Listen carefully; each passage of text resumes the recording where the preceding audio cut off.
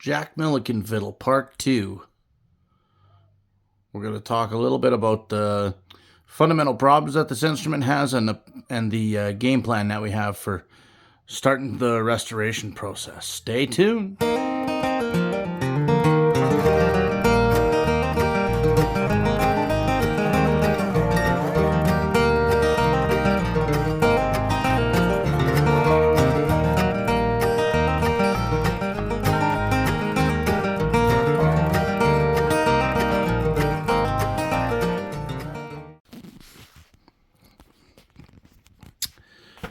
So with any fiddle that I look at, there's always some quirky things that we got to address or take a look at, make sure they're proper and all those kind of things. This fiddle takes that to a whole new level. And here's what we found out. We're dealing with parts of, for sure, 2, if not 3 different fiddles here. So some of the first things that I looked at, I just kind of started looking at, how are we going to piece this thing back together? Is it going to go back together? And how's the fit? It just instantly, it was weird. When I say weird, I mean the fit just didn't make sense to me. I was trying to put pieces back together and kind of just, set them on the back and see how things lined up and go from there.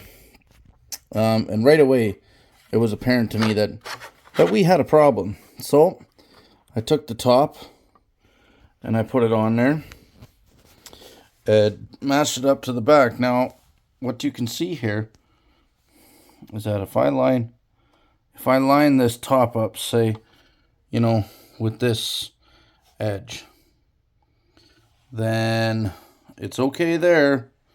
But when we get down to here, that's out of whack. When we go across, that's out of whack. That's out of whack. All the way around there. And then the bottom corner is actually too far. So this top, at least, comes off of a different fiddle.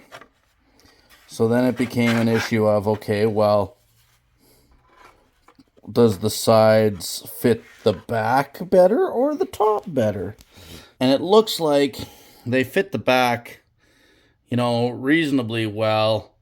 And when I go to put the top on is where the issue lies. So my guess is, and because this neck is a Spanish heel type construction, my guess is the neck, the sides, the back are one violin.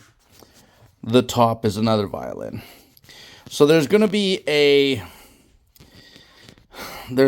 some poor fitment, and there's nothing I can do about it. It's just going to be, I'm going to use the back as my guide to keep the sides in line.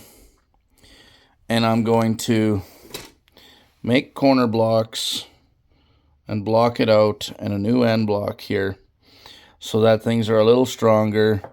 I'm going to take and curve and bend this lining so that there's linings that go around the top and the bottom edge to give me better gluing surface to get everything glued down. And then we're going to reassemble everything. So first thing is to get the sides kind of rough back into shape and then get some linings bent to that shape. I'm going to have to kind of fit everything according to the back, so get things in place and glue things to the back.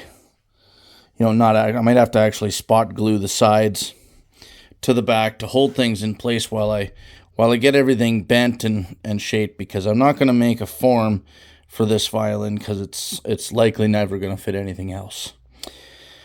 So that's where we're at with the Jack Millikin Fiddle for a part 2.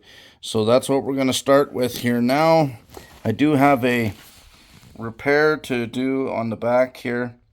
That's going to be one of the first things to get taken care of. And then that is broken there. We're going to glue it back together as best we can. But I got to get some corner blocks made now. Some corner blocks, an end block, glue the back. And then I'm going to use the neck on the front as a guide to help me keep the distance right up there. And then kind of clamp everything as we go. So it's going to be in sections because I have to get the shape right.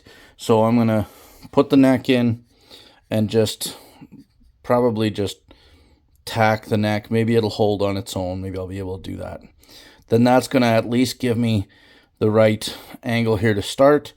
And then I'll, clamp this out to the right distance on the sides, glue my corners in, do my linings, and work my way around the whole piece like that. That's the only way I can see to do it, that the sides are going to have some shape, the proper shape to them. I also just dropped a piece like it's never been dropped before. Paper thin. These are paper thin. I also have a significant patch to do here on the back.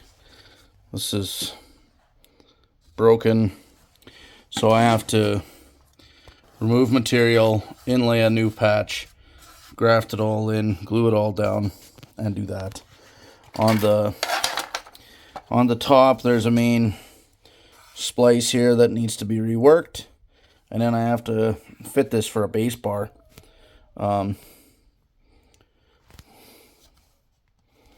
It's pretty chunky, but so be it. The fingerboard and stuff, as long as it's playable, we're not gonna dress the fingerboard or anything, because that's just a new ball of wax there. And then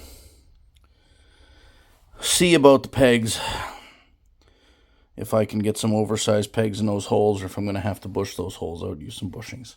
So that is where we're at. Stay tuned. We're going to have a couple updates here as we go forward. Cheers.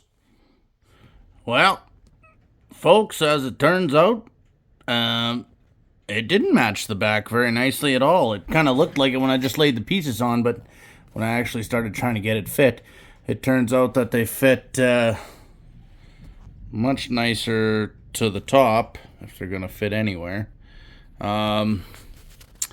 So this is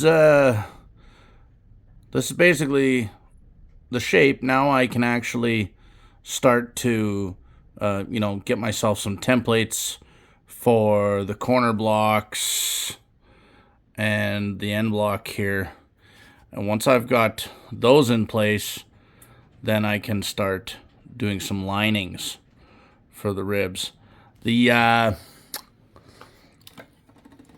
Try and turn this over here. The neck angle, there's enough flexibility there that when I glue it back down, I should be able to glue it at an appropriate angle.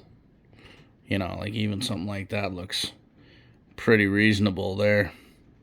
So I should be able to get a playable action. I gotta check the fingerboard and stuff yet, but I needed the neck in play so that I could get the sides kind of tacked back into shape. See, we're gonna have some holes to fill in. There's a big chunk missing there. We're gonna have to splice in a piece there, and then of course address this crack. We got some stuff to do. Let's just say that. So we're going to keep forging ahead here and try and get some of these corner blocks traced out so we can do something with those. Cheers.